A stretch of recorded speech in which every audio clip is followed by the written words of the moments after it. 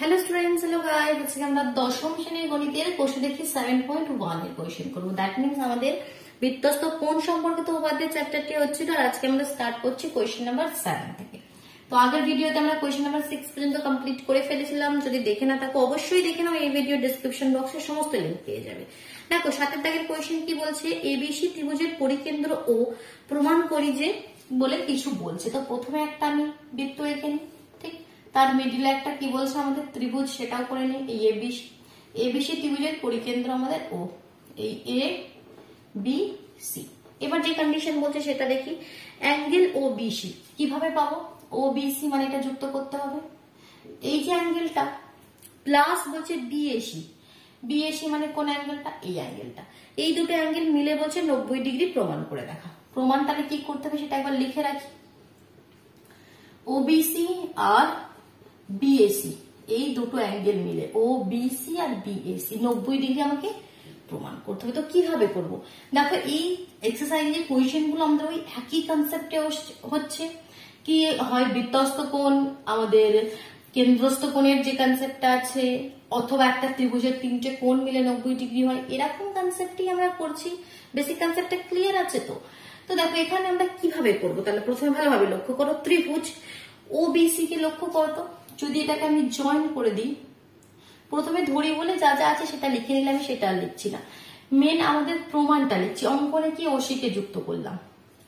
প্রমাণটা কিভাবে করবে দেখো, ত্রিভুজ ওবিসি, ত্রিভুজ ওবিসি এ OB is equal to OC হবে কি? একটু বলো তো।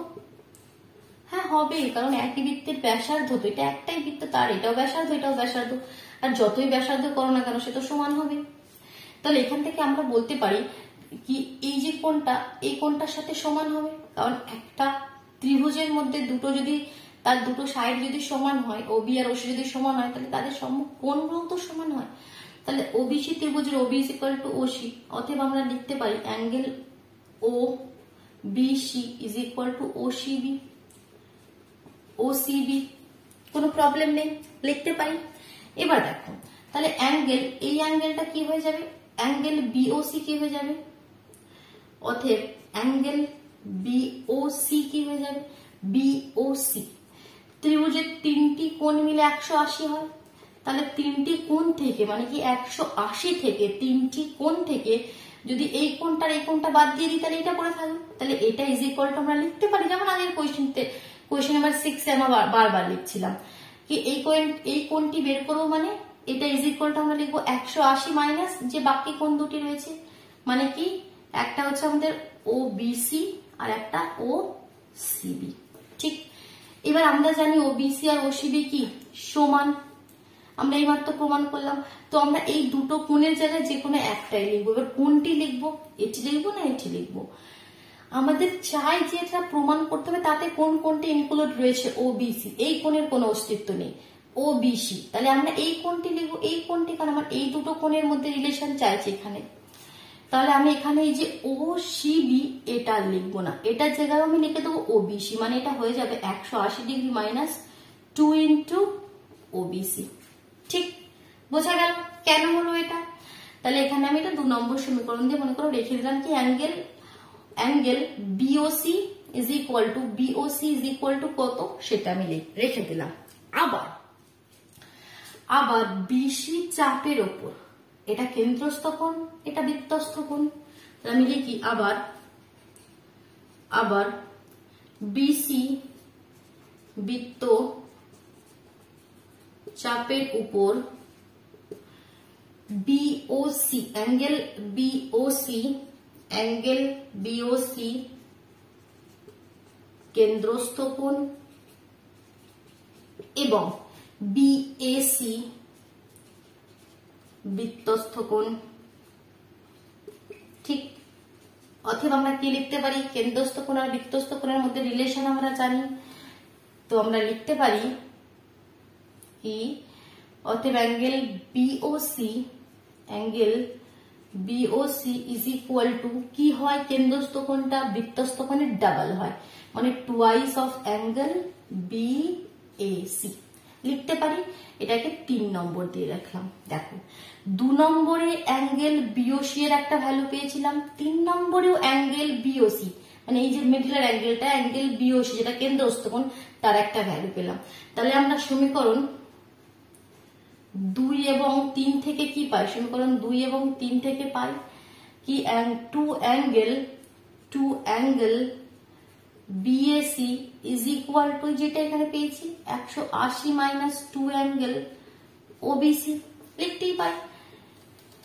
দেখো এবার তাহলে আমাদের প্রমাণটা এসে গেল। এবার দেখো সবেতে 2 রয়েছে, 2 দিয়ে কেটে দাও 1, এটা কেটে দিলে 90, এরও 2 চলে গেল।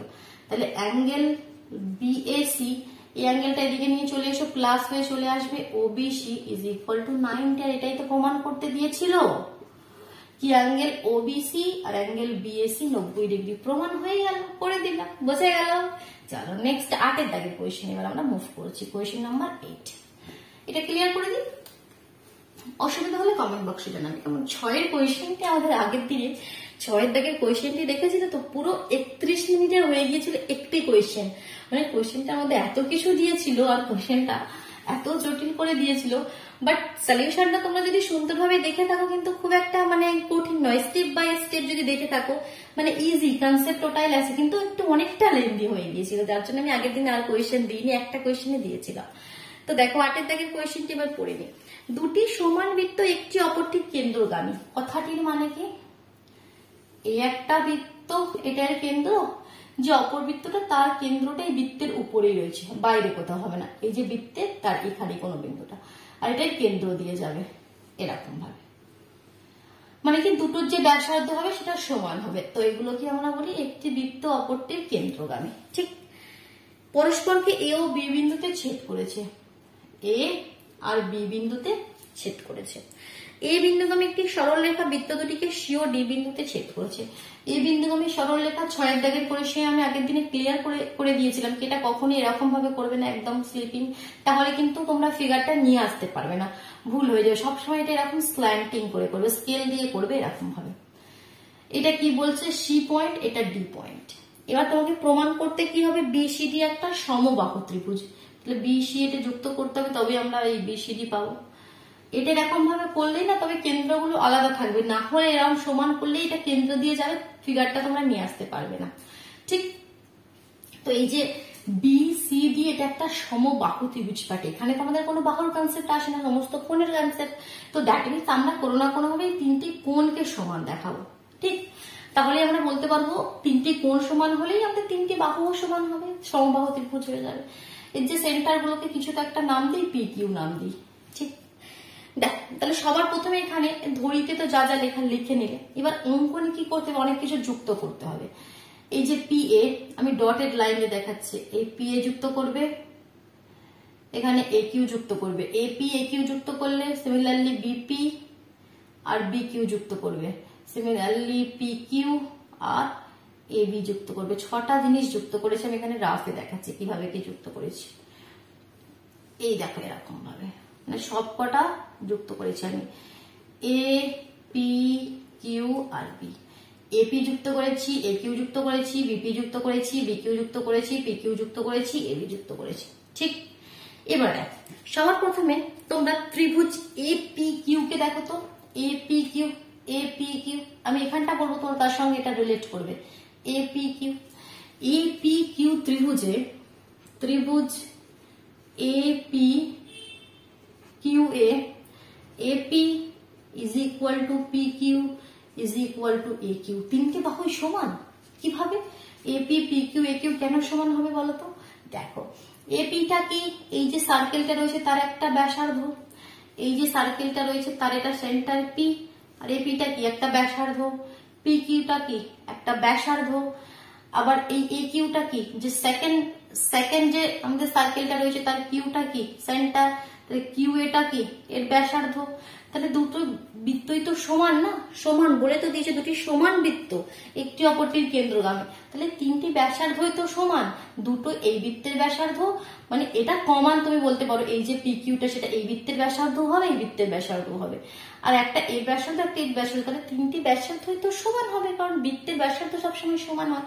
যার জন্য আমরা লিখলাম ত্রিভুজ এ পি কিউ এ তিনটে বাহুই আমাদের সমান, তাহলে এখান থেকে লিখতে পারি কি অতএব এটা তিনটে কোণও সমান হবে, তিনটে বাহু সমান হলে তিনটে কোণও সমান হবে। That means angle P A Q, অতএব angle P A Q is equal to A P Q, A P Q is equal to A Q P, A Q P is equal to 60 degree. এবার 60 degree কোথা থেকে এসে গেল? হ্যাঁ আসবে তো বটেই, কারণ তিনটে সমান মানে 60 60 60 হলে তবে তো 180 হবে, কারণ তিনটে কোণ মিলে তো 180 হতে হয়, আর তিনটে যদি সমান সমান হয় 60 60 আর 60 তিনটে যোগ করবে তবেই তো 180 আসবে।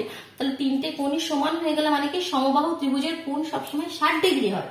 তাহলে এখান থেকে আমি বলে দিলাম কি এই যে তিনটি কোণ সবগুলো 60 ডিগ্রি। তাহলে সিমিলারলি ত্রিভুজ পি বি কিউ থেকে আমরা বলতে পারবো এই তিনটি কোণ 60 ডিগ্রি, তাই লিখে দেবো জাস্ট একই ভাবে, একই ভাবে, আর পুরোটা না দেখালেও হবে, আর দেখাতে চাও দেখিয়ে দেবে। একই ভাবে ত্রিভুজ পি বি কিউ এ অ্যাঙ্গেল পি বি কিউ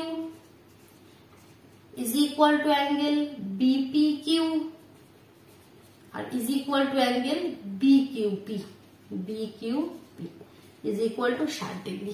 ঠিক, মানে এই অ্যাঙ্গেল গুলো সব হয়ে গেল 60 ডিগ্রি।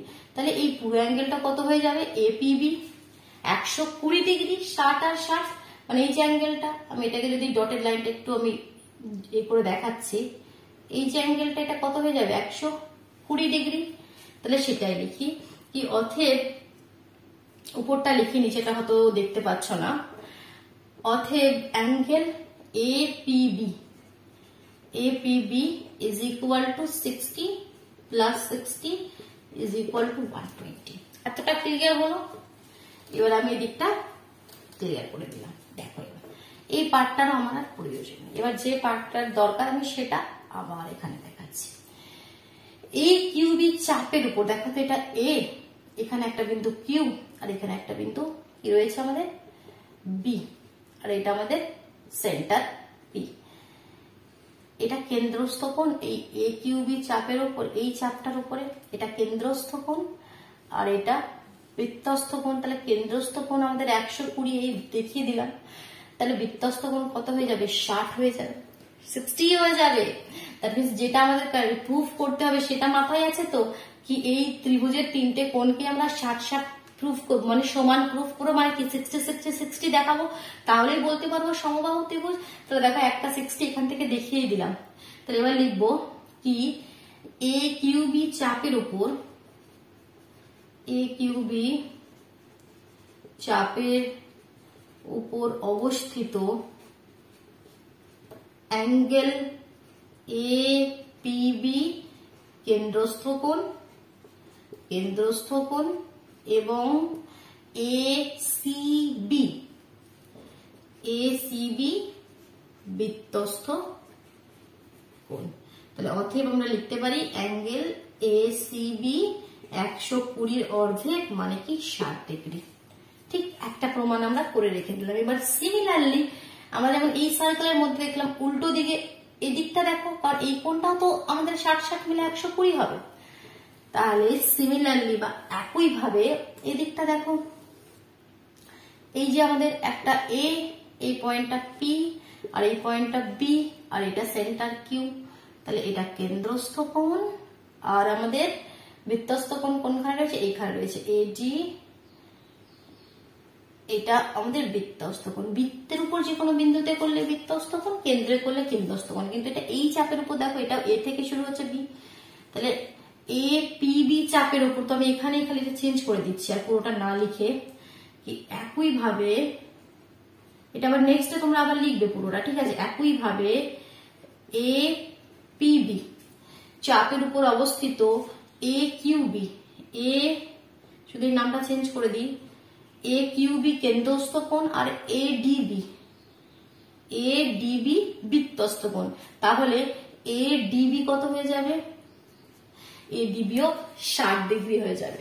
দেখো এ সিবিও 60 ডিগ্রি বলে দিলাম, এ ডিবিও 60 ডিগ্রি বলে দিলাম। এবার দুটো কোণ যখন 60 ডিগ্রি হয়ে গেল, তাহলে থার্ড কোণটা তো 60 ডিগ্রি হতেই হবে 60, কারণ তিনটে কোণ মিলে 180, দুটো কোণ মিলে যদি 120 হয়ে যায় 60 60, 3 নম্বর কোণটা 60 হতেই হবে। তাহলে অতএব angle CBD is equal to 60, কারণ কি লিখে দিতে পারো ব্র্যাকেটে, কারণ কি BCD আর CDB দেখো, এটা ADB আর CDB এর মধ্যে কনফিউজড হও না, কারণ এটা একই কোণ। ADB ও যা, এটাকে একটু ইনক্রিজ করে দিচ্ছি CDB, কোণটা তো সেটাই রয়েছে, ডি কোণটাকে বোঝাচ্ছি, এ পয়েন্টটাকে একটু বাড়িয়ে দিয়েছি CDB। তো BCD BCD মানে আগে ছিল BCA, তো সেটাকে একটু বাড়িয়ে দিয়েছি BCB, আর CDB দুটোই 60 ডিগ্রি, তার জন্য এই কোণটা আমাদের 60 ডিগ্রি হয়ে গেল। তাহলে অতএব আমরা এখান থেকে লিখে দিতে পারি কি, অতএব ত্রিভুজ এ নয় এখানে BCD, যেটা আমাদের চেয়েছিল আর কি, BCD একটি সমবাহু ত্রিভুজ, সমবাহু ত্রিভুজ, কারণ তিনটি কোণ সমান মানে কি তিনটি বাহু সমান হবে। প্রমাণ হয়ে গেল, বুঝতে পারলে, ক্লিয়ার হলো, অসুবিধা হচ্ছে না? ঠিক আছে, অসুবিধা হলে কমেন্ট বক্সে জানাও, ভিডিওটি পজ করো আর একবার রিপিট করো, কেমন? চলো আরেকটি কোয়েশ্চেন করি, কোয়েশ্চেন নাম্বার 9, দেখি কোয়েশ্চেন নাম্বার 9 কি বলছে। এটা ক্লিয়ার করে দিলাম। চলো 9 দেখের কোয়েশ্চেন কি বলছি, ABC এর পরিকেন্দ্র S, ঠিক আছে, AD পারপেন্ডিকুলার টু BC হলে কিছু একটা জিনিস প্রমাণ করতে বলছে। তাহলে একটা আমি প্রথমে সার্কেল করে নিই, ঠিক আছে, আর এর মধ্যে একটা আমাদের ত্রিভুজ রয়েছে ABC, ঠিক, মনে করো ABC, তাহলে যুক্ত করে দাও, এই আমাদের হয়ে গেল ABC। এখানে আমাদের মনে করে সেন্টার রয়েছে, সেন্টারের কিছু নাম রয়েছে, হ্যাঁ, এখানে পরিকেন্দ্রটা বলছে S, AD perpendicular to BC, তাহলে AD পারপেন্ডিকুলার এখানে ড্র করতে হবে আমাকে, AD দেখো BC এর উপর লম্ব, মানে এই কোণগুলো সব 90। প্রমাণ কি করতে হবে, অ্যাঙ্গেল BAD, কোথায় BAD এই কোণটা ইজ ইকুয়াল টু SAC এবার কোথায় গেল SAC, তাহলে এটা জয়েন করতে হবে, তবে আমি SAC পাবো। এটা জয়েন করি, এটা জয়েন করে গোল হয়ে গেল, এটা S, ঠিক। এই দুটো কোণ সমান বলছে, কিভাবে প্রমাণ করবো? তো তার আগে একটু অঙ্কন করে নি, অঙ্কনে DS আর SC যুক্ত করা হলো, ঠিক, ক্লিয়ার হলো? এবার দেখো ত্রিভুজ ABD কে দেখো, ABD দেখতে পাচ্ছ, ত্রিভুজ ABD তে অ্যাঙ্গেল ABD কত হবে বলতো? এই অ্যাঙ্গেলটা লিখি আমরা, ত্রিভুজ ABD তে angle B is equal two কত হবে? আমি বলেছি বারবার, ত্রিভুজের তিনটে কোণ মিলে 180 হয়, তো যে কোনো একটা কোণ বের করতে গেলে মানে 180 মাইনাস এই কোণটার এই কোণটা, তাহলে আমি লিখতে পারি 180 মাইনাস এই কোণটা মানে কি 90। এই কোণটাকে নাম লিখতে চাও, আগে নাম লিখো, নেক্সট স্টেপে 90 লিখে দেবে, মানে এই কোণটা BDA মাইনাস DAB, কোনো কনফিউশন নেই। তো 180 মাইনাস এটা 90 আমরা জানি, এটা DAB তো আমরা জানি না, এটা লিখে দিলাম, that means 90 minus angle DAB, এটাকে 1 নম্বর দিয়ে রেখে দিলাম, ক্লিয়ার হলো? এবার দেখো অ্যাঙ্গেল ASC কোথায় আছে দেখো তো, ASC এটা। এবার AC বৃত্তচাপের উপর দেখো তো, এই যে AC বৃত্তচাপের উপর, এটা কেন্দ্রস্থ কোণ আর এটা পরিধিস্থ কোণ, যেটা আমরা এইমাত্র বের করলাম। দেখো আমি এটা করে দেখাচ্ছি ফিগারটা, সবসময় একটা রাফলি আর একটা করবে, এই যে A আর এখানে রয়েছে আমাদের C, এই বৃত্তচাপের উপর, এই দেখো এটা কেন্দ্রস্থ কোণ, এখানে S নাম আছে, ASC কেন্দ্রস্থ কোণ, আর দেখো A থেকে শুরু হচ্ছে, B পর্যন্ত আসছে, আবার C তে চলে যাচ্ছে, তাহলে ABC এটা কি আমাদের বৃত্তস্থ কোণ। তাহলে কেন্দ্রস্থ কোণ আর বৃত্তস্থ কোণের মধ্যে আমরা রিলেশন জানি, তো সেটাই লিখবো। এখানে আরেকটা জিনিস বলে দিই, অ্যাঙ্গেল ABC আর এখানে যেটা আমরা বের করেছি অ্যাঙ্গেল ABD একই জিনিস, ডিটা তো এর উপরে একটা বিন্দু, তো আমি অ্যাঙ্গেল ABD মানেও যা হবে কিন্তু অ্যাঙ্গেল ABCও তাই হবে, কারণ এটা তো একটাই লাইনকে ইনক্রিজ করে দিচ্ছে আরেকটু, ঠিক।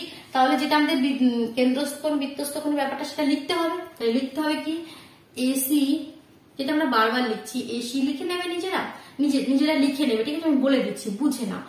AC বৃত্তচাপের উপর অবস্থিত ASC অ্যাঙ্গেল এএসসি কেন্দ্রস্থ কোণ এবং এবিসি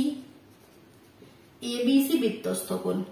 তাহলে আমরা কি লিখতে পারি? অতএব যে কেন্দ্রস্থ কোণটা এএসসি, অ্যাঙ্গেল এএসসি কি হয়ে যাবে? টুয়াইস অফ বৃত্তস্থ কোণ, বৃত্তস্থ কোণের ডাবল মানে এবিসি, টুয়াইস অফ এবিসি। এবারে এবিসি মানে কি? এবিডি। এবিসি মানে এবিডি আমি বলে দিয়েছি, এখানে কনফিউজ হবে না। এবিসিও যা এবিডিও তাই। তাহলে এবিসি এর জায়গায় আমরা এর যে ভ্যালুটা বের করছি সেটা বসিয়ে দিতে পারি, অবশ্যই দিতে পারি। তাহলে 2 ইন্টু ব্র্যাকেটের মধ্যে 90 মাইনাস ডিএবি। দেখো নেক্সট ক্যালকুলেশনটা আমি এদিকটা করছি। তাহলে অ্যাঙ্গেল এএসসি কত হয়ে গেল? 90 দুগুণে 180 minus twice of angle DAB. কোনো চাপ নেই। আচ্ছা এবার আমাদের কি প্রমাণ করতে হবে সেটা মনে আছে তো? কি এই কোণটা আর এই কোণটা সমান, তাই তো? এই দুটি কোণ সমান প্রমাণ করতে হবে। বাট এখনো পর্যন্ত এখানে ডিএবি এই কোণটি এসে গেছে, এই কোণটি এখনো আসেনি। কোনো ব্যাপার নেই, এটাকে আমি এখন 2 নম্বর দিয়ে রেখে দিচ্ছি। এবার ত্রিভুজ এএসসি কে দেখো, ত্রিভুজ এএসসি এর এতক্ষণ পর্যন্ত আমরা কি করলাম মনে আছে? প্রথমে এই ত্রিভুজটা নিলাম, এই ত্রিভুজে অ্যাঙ্গেল এবিডি বের করলাম, বের করে রেখে দিলাম। আবার আমি কেন্দ্রস্থ কোণ বৃত্তস্থ কোণের কনসেপ্ট বললাম, বলে এএসসি আর এবিসি এর মধ্যে রিলেশন বের করলাম, যেখানে এই এবিসি কোণটা এখান থেকেও সেম ছিল, যার ভ্যালু এখানে বসিয়ে দিয়ে একটা রিলেশন বের করে আমি রেখে দিলাম। এতটা ক্লিয়ার? নেক্সট আমি এএসসি এই ত্রিভুজটা নিচ্ছি। তো এই ত্রিভুজের ক্ষেত্রে same as is equal two SC, যেগুলো আমি বারবার বলছি। As is equal two CS, কারণ কি একই বৃত্তের ব্যাসার্ধ। তাহলে এই দুটো সাইড যদি সমান হয় তাহলে এই কোণ দুটিও সমান হবে, মানে কি এসএসি ইজ ইকুয়াল টু এসসিএ হয়ে যাবে। ঠিক। এবার দেখো আবার অ্যাঙ্গেল এএসসি, এই অ্যাঙ্গেলটা আমরা কি লিখতে পারি? আমরা একটা কনসেপ্ট জানি, বারবার একই জিনিস হচ্ছে, বুঝতে পারছো কি? মানে ধরতে পারছো জিনিসটা? একই জিনিস করছি। এই ত্রিভুজের মধ্যে একটা কোণকে 180 মাইনাস আমরা কি করছি? বাকি দুটো কোণ লিখছি। কোন দুটো কোণ লিখছি? যে দুটো কোণের মধ্যে রিলেশন আছে, সমান আছে, বাকি সেই দুটো কোণকে আবার একই রকম লিখে দিচ্ছি। তো সেটাই করছি আমরা। এই কোণটা নিলাম এএসসি, তাহলে এটা ইজ ইকুয়াল টু করে দিচ্ছি 180 মাইনাস এই কোণটার এই কোণটা, এই ত্রিভুজটা নিচ্ছি। তো বুঝতে পারছো? তাহলে এই কোণটা আমি লিখছি, এই কোণটা ইজ ইকুয়াল টু 180 মাইনাস এই দুটো কোণ।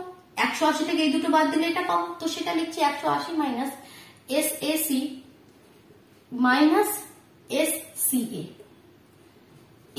এরকম ভাবে বারবার লিখছি, কারণ এমন ভাবে লিখছি এই দুটো কোণের মধ্যে রিলেশন আমরা জানি। তো এই দুটো কোণের জায়গায় আমরা সেই কোণটা লিখে দেবো যে কোণটা আমাদের চাই। এই কোণটা মানে কি এসএসি, এটা লিখবো, এটা লিখবো না।